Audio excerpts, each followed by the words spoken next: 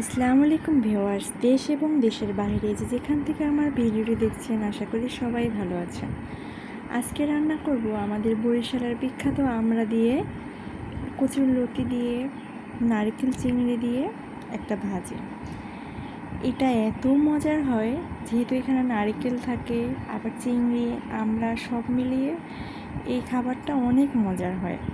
আমাদের বরিশালের অঞ্চলের মানুষ এই সিজনে এটা রান্না করে থাকে। তো কচুরলতিতেও আমরা নারকেল দিয়ে বা আমরা দিয়ে খেয়েই থাকি। তো এভাবে নারকেল চিনি দিয়ে খেয়ে দেখবেন অনেক অনেক অনেক স্বাদের হয়। তো চলুন আজকে আমাদের বরিশাল অঞ্চলের একটা রান্না শেয়ার করি।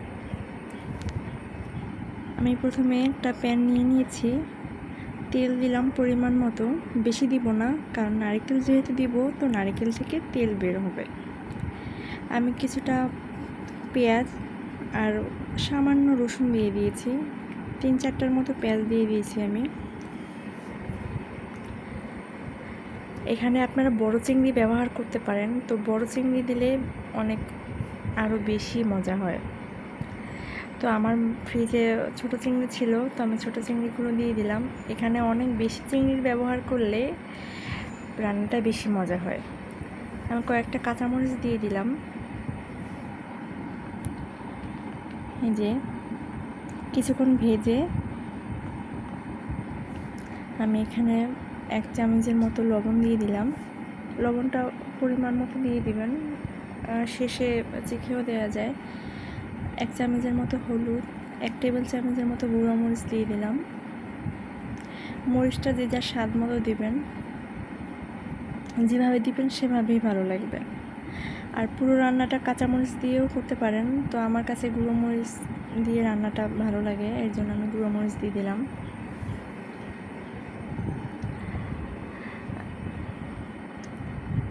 এখন চিংড়ি মাছ, ইলিশ মাছের যে দাম, আমাদের মতো মধ্যবিত্তদের খেতে বা কিনতে অনেক কষ্ট হয়, তাও কি করার, খেতে হবে, এর জন্য কিনতে হয়। এই যে এবারে আমি 2 কাপের মতো নারকেল বাটা দিয়ে দিলাম। আমি নারকেলটা ব্লেন্ড করে নিয়েছি। 5-6 মিনিটের মতো কষিয়ে তারপরে আমি কচুরলতি, আমড়াগুলো দিয়ে দেবো একসাথে। এই যে 5-6 মিনিট পরে আমার নারকেল থেকে তেলটা একটু ছেড়ে দিয়েছে। এই পর্যায়ে আমি কিছুটা পানি দিয়ে দিলাম। এবারে কচুরলতি আর আমড়াগুলো দিয়ে কষিয়ে নেব, যেহেতু পানি দিব না।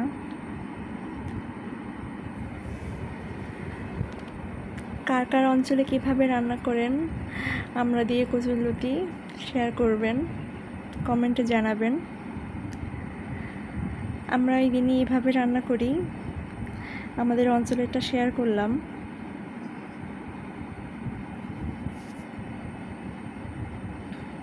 আমাদের অঞ্চলের এই আমড়াটা একটু টক টক মিষ্টি মিষ্টি হয়, তো এর জন্য সব তরকারিতে বা ডালে দিলে খেতেও ভালো হয়।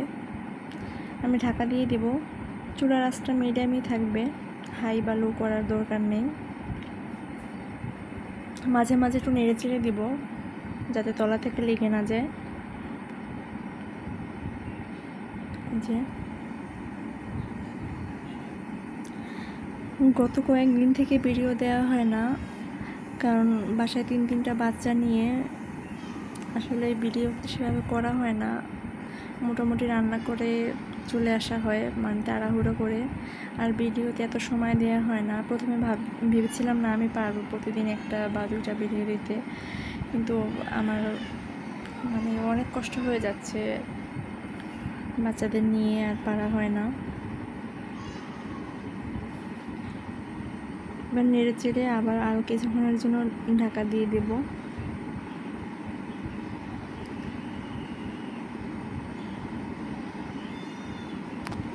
যেহেতু একা হাতে সব করতে হয়, এই যে এই কচুরলতিগুলো অনেক দিন থেকে ফ্রিজে ছিল, তো অর্ধেকটা খাওয়া হয়ে গিয়েছিল, আর অর্ধেক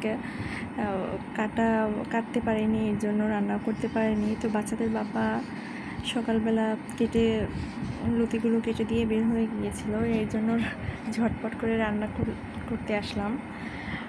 ও হয় কি, যদি সব কাটাকুটা থাকে তাড়াহুড়ায় একটা রান্নাটা করে নেওয়া যায়, কিন্তু ওরকমভাবে আর ভিডিওটা করা হয় না। আমার কাছে লবণটা কিছুটা কম মনে হচ্ছে, এর জন্য আমি আবার বেশ কিছুটা লবণ দিয়ে দিলাম। যেহেতু আমড়াটা আমার বেশি টক, এর জন্য লবণটা একটু বেশি লাগলো।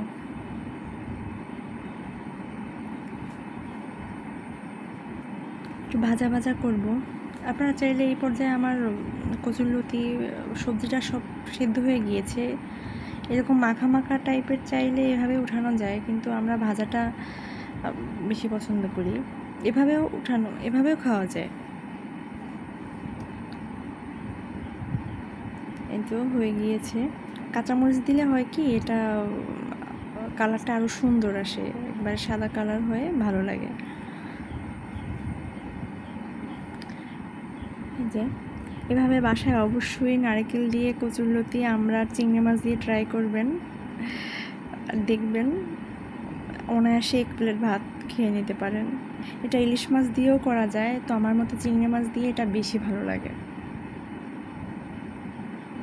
আমি এটা চিংড়ি ট্রাই করে দেখলাম যে না, অনেক মজা হয়েছে। আমার মা এভাবে রান্না করে, তো আমি এই রান্নাটা আমার মায়ের কাছ থেকে শিখেছি।